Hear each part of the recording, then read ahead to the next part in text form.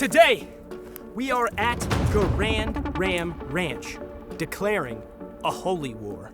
Lisan Agaib! Lisan Agaib!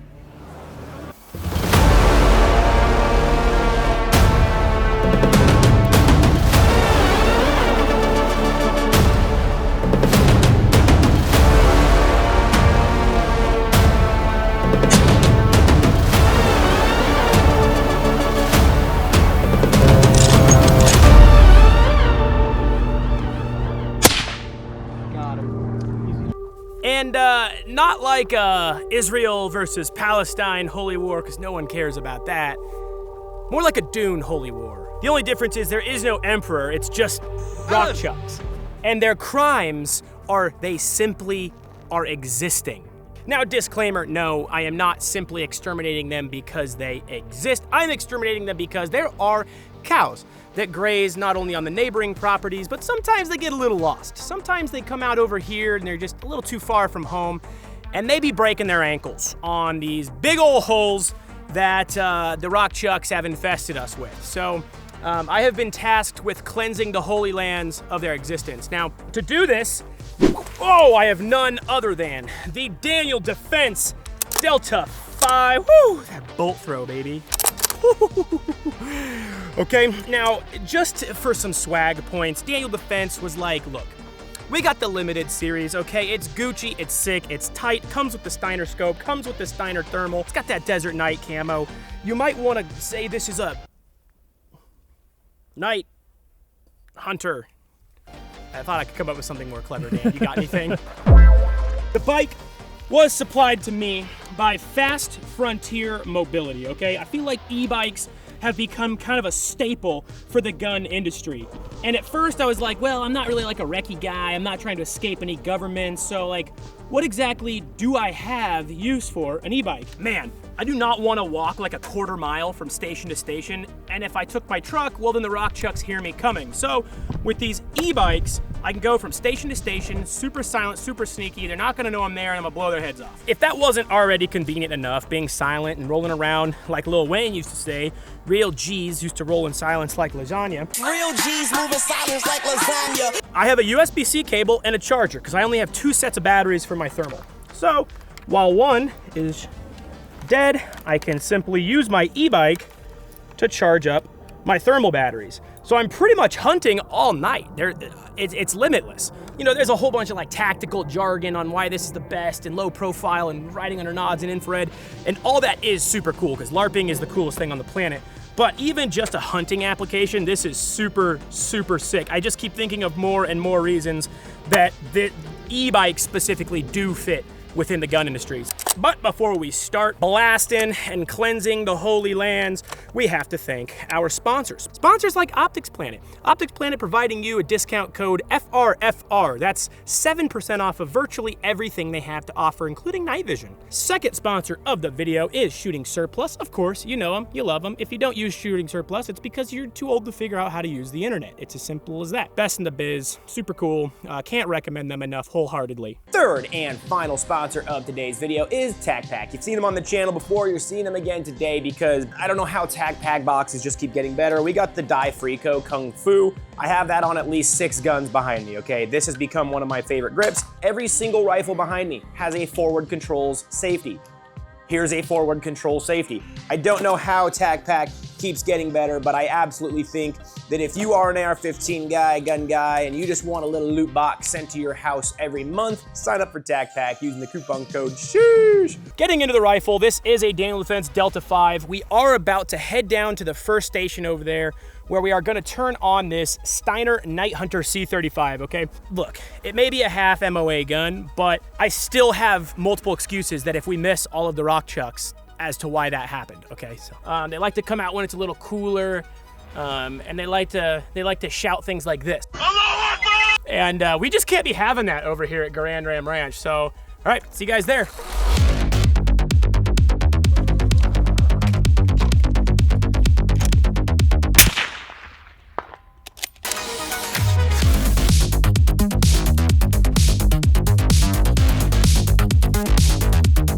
Guess I can run into a whole group of turkeys, but not rock chucks.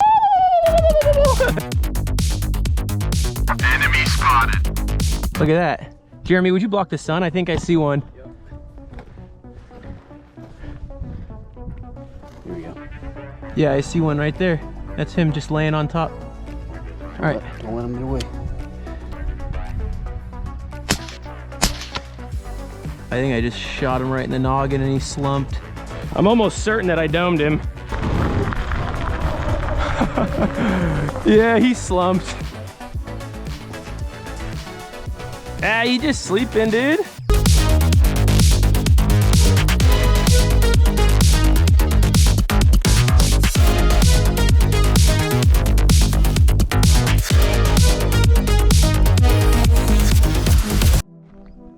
Yeah, that's literally same spot. Same exact spot.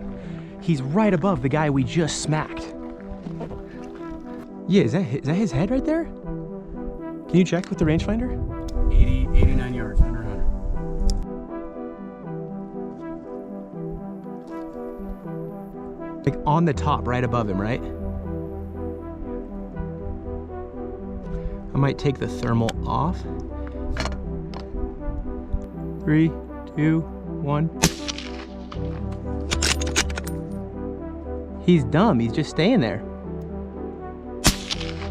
Got him. I'm gonna put him out. Yeah, that'll do it.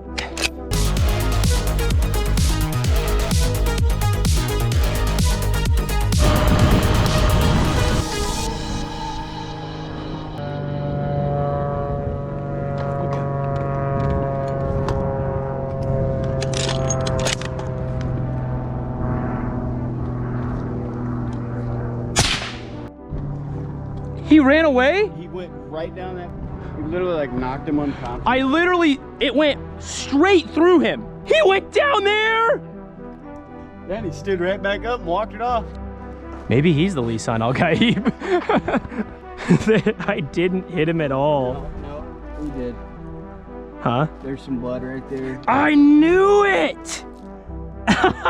Dude, I mean, he's walking. You fire, he slumps. He slumps. You should have kept. You should have kept. Second wind. Why didn't you shoot him? Well, I wanted you to get it. You know, you're the. I've wanted to get a lot more, but honestly, it's like 109 degrees out. I got 4. I've proven the rifle is accurate enough to get, you know, some varmints. It's literally got varmint in the name of the rifle. Got some shots through the thermal, so I think we should be good there. I wanted to get some real life application on the rifle before just sending it on the review. I kind of did like I did with the Holosun video. I went out actually hunting pigs with it and used it at the thermal and all that good stuff. And now I have a lot of thoughts that I probably wouldn't have had about this rifle when it first showed up. So let's go talk about my thoughts, the things that I liked, the things that I didn't like. Overall, I think I had a pretty good experience with it. You know, it's a good gun, it's accurate, it looks sick. The Steiner stuff was awesome. Daniel Defense, I'm sorry that I took off your muzzle brake, but I couldn't wake up the neighbors.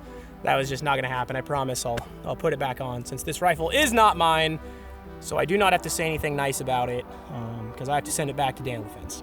All right, so Daniel Defense let us play with their night varmint rifle setup, and I don't know, the thermal was acting kind of funny, and it doesn't really hold so secure on there, so we'll talk about that later. But in all seriousness, we did get to play around with this. We did get some varmints with it. We did group it. I'm probably let Daniel Defense down with my capabilities, but at the end of the day, I did get to play with their limited series package. And I came to some conclusions on this package and the Delta 5 in general. Daniel Defense in the past has been known for their barrels, and I feel like this is kind of a testament of that. It is an absolute tank truck axle of a barrel. It weighs a ton, it handles heat well, and it's phenomenal, okay? It looks sick. Now, the downside, it's heavy. There's a lot of weight to it, but it helped me stay really stable on the tripod when I was grouping. All that weight was just sunk down into the ground. Obviously, it did come with the muzzle brake here. It was super aggressive. Kept the gun stupid flat, but That doesn't work when I'm hunting marmots at 5:30 a.m. and waking up the neighbors. So we put on the Liberty Precision Mach L, even though Daniel Defense said, hey, keep this on. I didn't listen.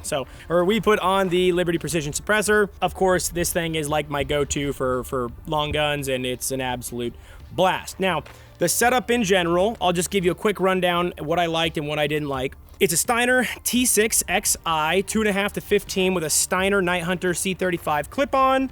And then we have obviously the Daniel Defense Delta 5 chassis, adjustable cheek, adjustable buttstock, and all that good stuff. What I absolutely loved about this setup combined with the e-bikes and all that kind of stuff was it was actually unfathomably fun to use as a varmint rifle. I have never been asked by a company to check out one of their rifles and specifically shoot something small with it. As a package, I can tell Daniel Defense did clearly intend for this to be a sustainable varmint rifle, meaning you can be out in the field for a very long time and accurately hit whatever it is you're trying to do. The clip-on, I had my reservations with it, or I'd never actually used this kind of clip-on. I've always used the Picatinny clip-ons where it mounts to the Picatinny or folds to the side, but just actually attaching to the scope was new to me. And honestly, it played with my head a little bit. I was like, there's no way that thing's gonna retain zero. But once we got her zeroed, she held zero, and she was smacking marmots all day long, even after, you know, re-slinging, slinging, and dropping the gun, leaning it up against rocks, all that good stuff, because, you know, we were getting on and off that bike pretty consistently, and it was phenomenal. The Steiner T6 XI is actually one of my favorite scopes. I do wish that it had a Christmas tree, but honestly, I guess just learn to dial. That's kind of what I'm working on right now. I have been heavily trying to get into PRS, and man, PRS is humbling. You're probably less accurate than you actually think you are, and most of these guns probably shoot a lot better than you do. Claim isn't that it's a half MOA gun, the claim is that it's a sub-half MOA gun. No way. I believe I did do it. I'll call this half MOA. That is without a doubt the best 5-round group, for sure. This was the AAC. All right, we got cameraman Dan's group. That one flyer really... About 1.25 inches, huh? Really screwed you. I think that would have been... It was 1, 2, 3, 4, and then I pulled that 5th one, man. But it was on the cusp of greatness. I'm just not that guy. I know a lot of dudes just struggle to even shoot under 1 MOA. As you can see there, even I had some groups that reached an MOA, if not greater. Moving on, obviously, the theme here is that it's a night rifle. A night varmint rifle, I would assume. It is pretty much the ideal setup to hunt varmint and the DNC Cerakote, obviously. The hardest part about this, though, was that I didn't actually go out using this at night. I was using this during the day because marmots are day creatures. They don't come out at night. And so my biggest struggle with this setup was the rocks that they live in retaining heat. And so sometimes it was super, super hard to detect. If they were just laying on top of the rock, I'll put a picture right here of one literally just laying there, and you barely being able to tell if it's a marmot or a rock. Luckily, I had someone there with a scope who could walk me on, but at night, I would use this way more than during a 100-degree day where the rocks just hold heat. The main reason I was trying to use the thermal during the day was to get footage for you guys to see that first-person view because I don't have a scope cam. I think personally I would opt for probably a 3:18 or a 6:36 on a 308 setup like this. I'm assuming that wouldn't play too nice with the thermal though, so it makes sense to, because honestly it worked way better zoomed out to 2.5x on the thermal. I don't know if a lot of chassis have this in the PRS world, but this little thumb ledge absolutely helps you build positive pressure. So think about it like this. If I'm pushing with my thumb here and pulling with my finger here, these are going to oppose themselves. Instead of just your finger doing a bunch of stuff here and moving the gun, it really cancels each other out and then allows you to break the shot super, super clean. I don't know if I said that in PRS terms, but I said it in Micah Mayfield terms, and that is, I like it. The bolt, once you get used to it, is extremely smooth. You can easily put too much upward pressure on it and then not be able to close it. Racking the round out, super easy, just throws back, and then you want to kind of push down to the left, and she's good. So once I actually figured out what the bolt prefers, I was just, and she was good. I do love the aesthetics of this gun. I think it's probably one of the sexiest looking bolt guns that I've seen in a long time, okay? I'm obsessed with like the Q-Fix and guns like that. This doesn't really give me Q-Fix vibes. It gives me old school like Remington MSR vibes. I don't know why. It's probably the way that this rail bridges over the barrel. I love the looks. I think Daniel Defense nailed that. I think the chassis rocks. Once again, she a heavy girl, okay? So know what you're getting into with the weight. But one of the things that really matters to me is how well it mag dumps range trash. And if it doesn't do that, then I don't want it.